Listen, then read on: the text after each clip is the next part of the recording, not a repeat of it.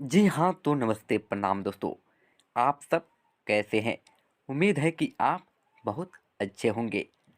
आप सभी के लिए खेसारी लाल यादव जी की तरफ से एक बहुत ही अच्छा-सा तोहफ़ा नए साल में मिलने वाला है।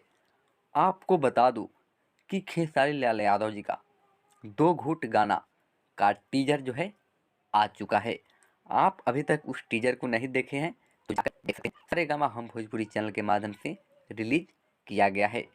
आपको वो वीडियो कैसा लगा कमेंट बॉक्स में ज़रूर बताइएगा आकर, और इस वीडियो को लाइक कर दीजिएगा।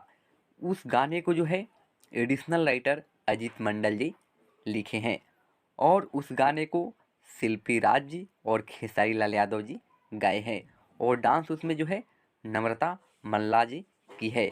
तो चलिए, ये वीडियो कैसा लगा, चैनल को सब्सक्राइब करके बेल आइकन प्रेस कर दीजिएगा।